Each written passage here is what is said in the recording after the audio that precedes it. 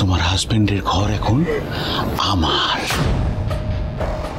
সার্থক নিজে হাতে তোমাকে আমার হাতে তুলে দিয়েছে।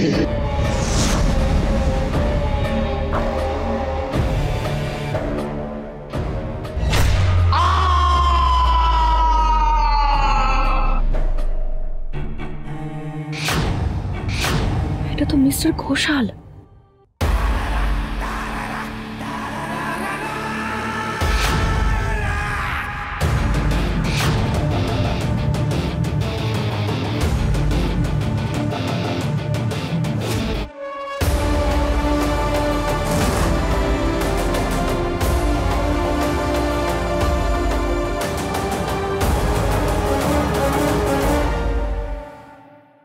মিসেস সুধাময়ী বসু মল্লিক,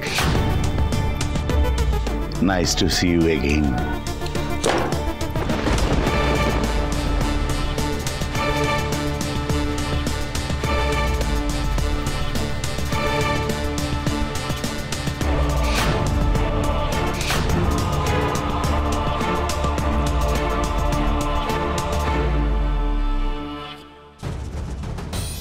কি সুধা সব পড়ে গেল তো?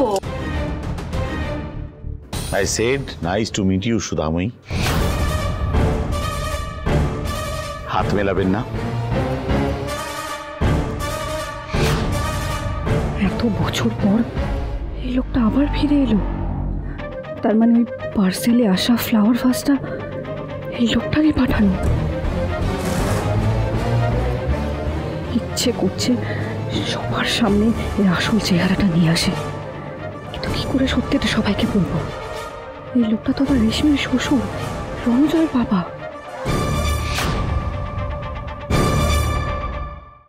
সুধা, এভাবে চুপ করে দাঁড়িয়ে আছো কেন? কি হলো? সুধা, নমস্কার করো। হ্যালো, আমি তেজ বসু মল্লিক, রেশমির দাদা। Yes, of course. আপনাকে কে না চেনে মিস্টার তেজ বসু মল্লিক, দ্য ফেমাস তেজ বেকারির উত্তরাধিকারী। আপনার ব্যাপারে অনেক কথাই শুনেছি, ইনফ্যাক্ট আপনাদের সবার ব্যাপারে। মিসেস কাননবালা বসু মল্লিক, আপনি তো যাকে বলে লিভিং লেজেন্ড। আপনি যেভাবে একা হাতে তেজ বেকারির ব্যবসাটাকে দাঁড় করিয়েছিলেন, সত্যিই আপনি প্রণম্য।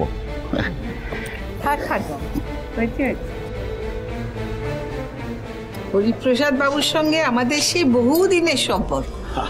তোমাকেও তো খুব ছোট দেখেছি আমি, তবে তারপরে তো আর কোনো আলাপই হয়নি। হ্যাঁ মাসিমা, আসলে আমি যবে থেকে শুনেছি আপনার মেজ ছেলে ইন্দ্রজিৎ বাবুর মেয়ের সঙ্গে আমার ছেলের বিয়ে হচ্ছে, তবে থেকে আপনাদের সবার সঙ্গে আমি আলাপ করার জন্য উদ্গ্রীব হয়ে আছি। আপনি তো আমার বেয়াই মশাই। বেয়ান কোথায়? আসেননি আজ? আসছিল তো, আমাদের পিছনের গাড়িতেই ছিল। হঠাৎ ভুস করে একটা আওয়াজ হলো, ফিরে দেখলাম টায়ার পাঞ্চার হয়ে গেছে। চলে আস। ওই তো। নমস্কার বেয়ান, আমি রণজয়ের বাবা, বাপ্পাদিত্য ঘোষাল। নমস্কার। আচ্ছা, তুমি বোধহয় আশুতোষ, তাই না? এসপি অফ পুলিশ, রেশমির দিদি জ্যোৎস্না, জ্যোৎস্নার হাজবেন্ড, রাইট? দেখেছো বৌমা, একদম ঠিক গেস করেছি আমি। তোমাদের দেখার আগেই তোমাদের ব্যাপারে সব জেনে গেছি। অবশ্য জানতে তো হতোই, আমার ছেলের শ্বশুর বাড়ি বলে কথা। তোমরা সবাই এখন হলে আমার পরম আত্মীয়।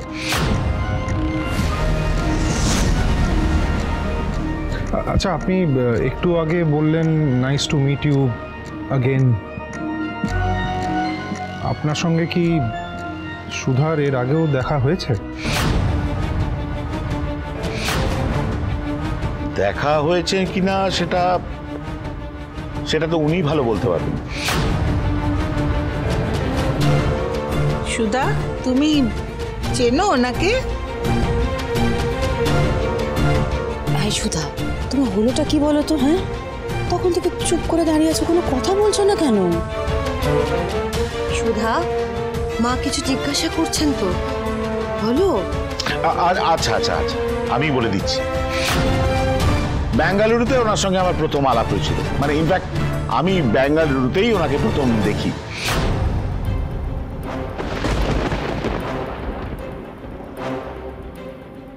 সুধা যখন সার্থকের সঙ্গে বেঙ্গালুরুতে ছিল তখনই কি ওনার সাথে আলাপ হয়েছিল?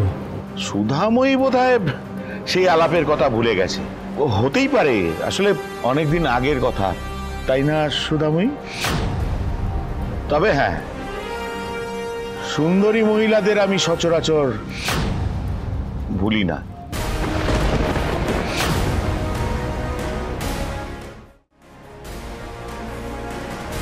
আরে don't take it seriously, I am just joking. তবে হ্যাঁ, ওনার সঙ্গে দেখা হওয়ার কথাটা কিন্তু একেবারে মিথ্যে নয়। আমাদের তখন বেশ ভালোভাবেই আলাপ হয়েছিল। Am I right Mrs Basu Mallick? পৃথিবীটা তো অনেকটাই ছোট, আলাপ তো এভাবে হতেই থাকে। তবে আপনি যে ডিরেক্টলি এভাবে ছেলের রিসেপশনে দিনে চলে আসবেন, এসে আলাপ সারবেন, এটাই একটু... তেজ, কি হচ্ছেটা কি?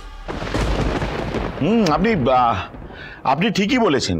অ্যাকচুয়ালি আমার আসতে এই লেটটা হলো তার কারণ আমার সিঙ্গাপুরে চেক আপ ছিল।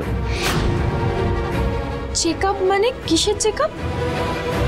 আপনার শরীর খারাপ নাকি? কি কি হয়েছে? হয়েছিল, একটা অ্যাক্সিডেন্ট হয়েছিল। মাথায় গভীর চোট পাই আমি আজ থেকে 7 বছর আগে।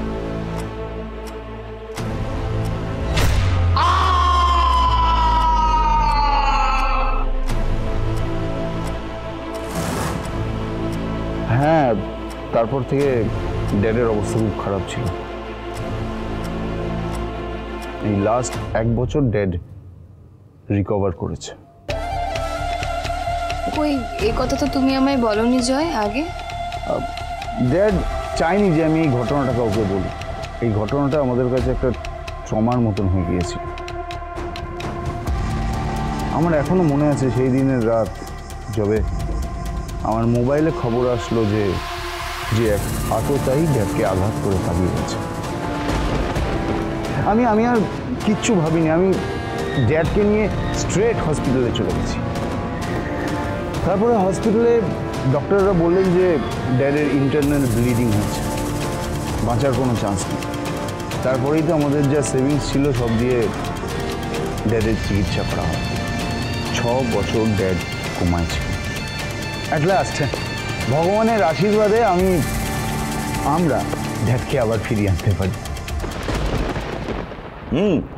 আর ফিরেই চেক আপ করিয়ে আমি সোজা আমার শহর কলকাতায় ফিরে এসেছি।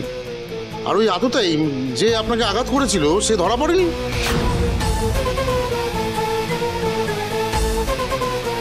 এখনো পড়েনি, এবার পড়বে। আমি নিজে তাকে ধরবো, আর ধরবো বলেই আমি ফিরেছি। ইনফ্যাক্ট পুলিশও আততায়ীকে খুঁজছে। এতদিন তো সে পালিয়ে লুকিয়ে বেঁচে গেছে, এবার তার কাছ থেকে আমার জীবনের হারিয়ে যাওয়া 6টা বছরের হিসেব নেওয়ার পালা বাকি। সুদে আসলে সবটা উসুল করবো আমি।